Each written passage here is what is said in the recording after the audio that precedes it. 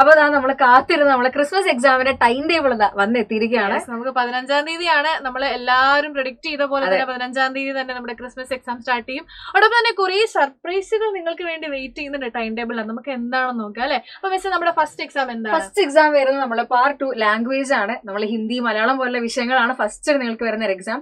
Second ഡേയും നമുക്ക് language തന്നെയാണ് വരുന്നത്. 15-16 ഗ്യാപ്പ് ഒന്നുമില്ല.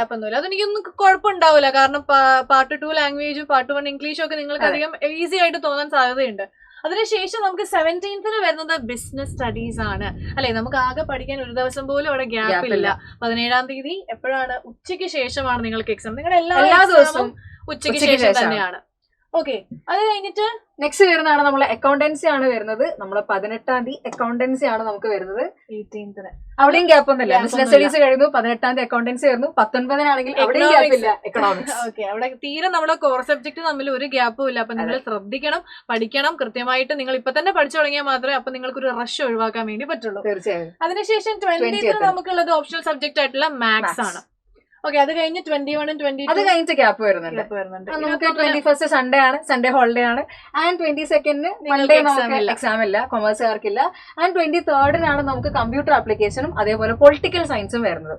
പിന്നെ നമ്മള് ക്രിസ്മസ് വെക്കേഷന് പോവാണ്. വെക്കേഷൻ കഴിഞ്ഞ് വന്നു കഴിഞ്ഞാൽ ആദ്യത്തെ പരീക്ഷ, അവസാനത്തെ പരീക്ഷ നമ്മളുടെ സ്റ്റാറ്റിസ്റ്റിക്സ് ആണ്. ന്യൂ ഇയറിലെ നിങ്ങൾ ആദ്യത്തെ പരീക്ഷ. അതെ, 2026 അടിപൊളിയാക്കാനുള്ള ആദ്യത്തെ പരീക്ഷയാണ്. അപ്പൊ അത് കാരണം എല്ലാവരും നല്ല രീതിയിൽ വെക്കേഷൻ ഒക്കെ ഇരുന്ന് പഠിച്ചു കഴിഞ്ഞാൽ ഈ കൊല്ലം നമുക്ക് അടിപൊളിയാക്കാം. പബ്ലിക് എക്സാം ഒക്കെ നല്ല മാർക്ക് സ്കോർ ചെയ്യാം. അപ്പൊ ഇഷ്ടംപോലെ സമയമുണ്ട് സ്റ്റാറ്റിസ്റ്റിക്സ് ഒക്കെ പഠിക്കാനായിട്ട്. നമുക്ക് ഒരുപാട് പ്രോബ്ലം ചെയ്ത് പഠിക്കാനും നോക്കാനും സമയമുണ്ട്. അപ്പം ഈ ടൈം ടേബിൾ ഒക്കെ വെച്ചിട്ട് നിങ്ങൾക്ക് വേണ്ടി ഒരു അടിപൊളിയായിട്ട് ടൈം ടേബിൾ ഒക്കെ പ്രിപ്പയർ ചെയ്യാൻ, നല്ല അടിപൊളിയായിട്ട് പഠിക്കാൻ ശ്രമിക്കുക. സൈലത്തിന്റെ തന്നെ ഒരുപാട് യൂട്യൂബ് വീഡിയോസും ഷോർട്ട് വീഡിയോസും കണ്ടന്റ് വീഡിയോസും ഒക്കെ നിങ്ങൾക്ക് വേണ്ടി നൽകുന്നുണ്ട് കേട്ടോ. ആൻഡ് മനസ്സിൽ വെക്കേണ്ട ഒരു കാര്യം, ഗ്യാപ്പില്ല. ഒരു ഗ്യാപ്പില്ല. 15-ാം തീയതി നിങ്ങൾക്ക് പരീക്ഷ തുടങ്ങി കഴിഞ്ഞാൽ 20-ാം തീയതി വരെ ഒരു ഗ്യാപ്പ് ഇല്ലാണ്ടാണ് നിങ്ങൾ ഓടിക്കൊണ്ടിരിക്കാൻ വേണ്ടി പോകുന്നത്. അക്കൗണ്ടൻസി, ബിസിനസ് സ്റ്റഡീസ്, എക്കണോമിക്സ്, ഇതൊന്നും ഗ്യാപ്പ് ഇല്ലാണ്ട് വരാന്ന് പറയുമ്പോൾ നിങ്ങൾക്ക് പഠിക്കാനുള്ള എക്സാമിനിടയിൽ പഠിക്കാനുള്ള ടൈം കുറവാണ്. അതേപോലെ എക്കണോമിക്സിന് മക്കളെ 12 ചാപ്റ്റർ ആണ് നമുക്ക് പഠിക്കാനുള്ളത്. തലേന്നൊക്കെ നോക്കിക്കഴിഞ്ഞാൽ നമ്മൾ കിളി പോകുന്ന ടൈപ്പ് ഓഫ് ചാപ്റ്റേഴ്സ് ആണ് കേട്ടോ. ലാസ്റ്റ് മിനിറ്റ് പഠിക്കാൻ നിൽക്കരുതേ. അപ്പൊ ഇപ്പൊ തൊട്ട് നോക്കുകയാണെങ്കിൽ ഏകദേശം ഒരു 25-29 ഇടയിൽ നമുക്ക് ദിവസങ്ങൾ വരുന്നുണ്ട്. അപ്പൊ ഇന്ന് തന്നെ നിങ്ങൾ പ്ലാൻ ചെയ്യുക, ഫ്രണ്ട്സിനൊക്കെ ടൈം ടേബിൾ ഷെയർ ചെയ്ത് കൊടുക്കുക.